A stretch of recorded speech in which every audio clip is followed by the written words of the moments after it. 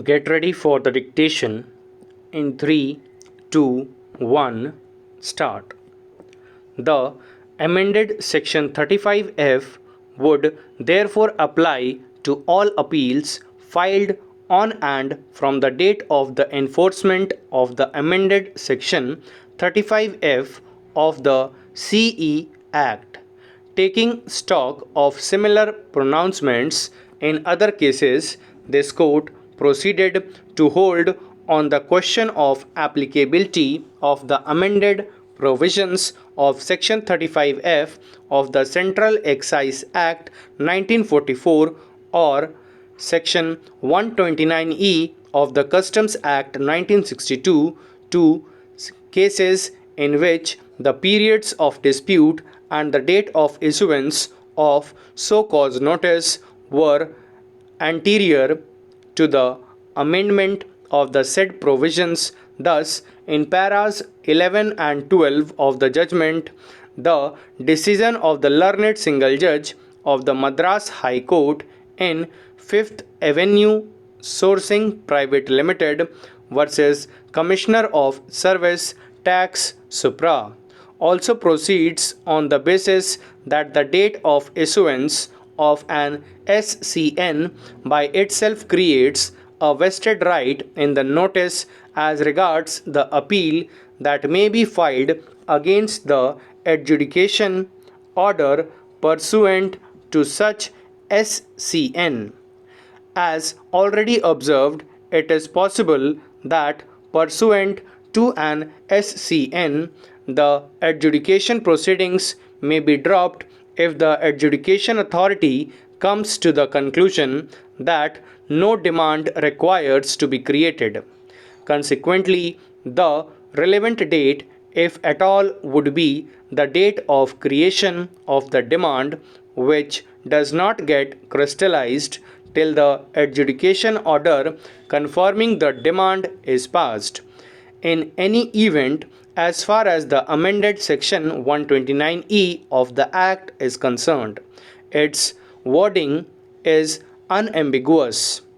It opens with the words "the tribunal or the commissioner appeals, as the case may be, shall not entertain any appeal unless the appellant deposits the percentage of the demanded duty as stipulated in clause 1, 2 or 3 thereunder."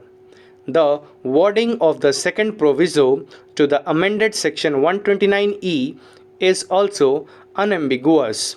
It makes it clear that the amended provision would not apply to appeals and stay applications already pending before the appellate authority prior to the commencement of the Finance Number 2 Act 2014, that is 6th August 2014.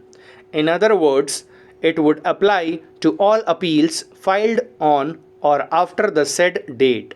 Therefore, what is to be seen is the date of filing of the appeal. If the appeal is filed on or after 6th August 2014, then the condition stipulated in the amended Section 129E of the Act has to be fulfilled for the appeal to be entertained. The court notes that as far as the present case is concerned, the CESTAT had to apply the second proviso to the amended Section 129E of the Act, since the appeal before it was filed after 6th August 2014. Before this court, there is no challenge in these proceedings to the validity of the amended Section 129E of the Act.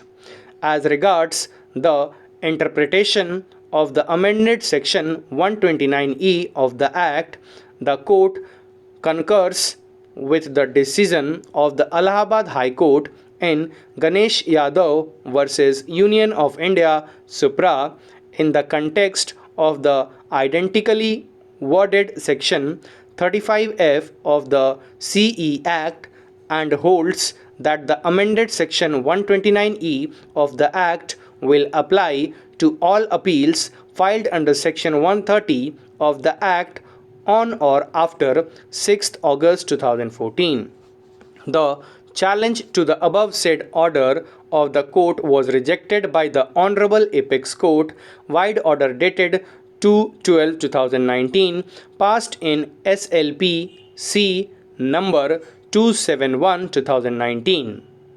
In view of the amendment in the Act, specially Section 129E thereof, there is no question whatsoever of the waiver of pre-deposit, as stated, from where we would found out that the annual turnover of the petitioner for the financial year 2018-19 was approximately rupees 6,000 crores. This figure is now confirmed by the counsel for the petitioner. Stop. Thank you.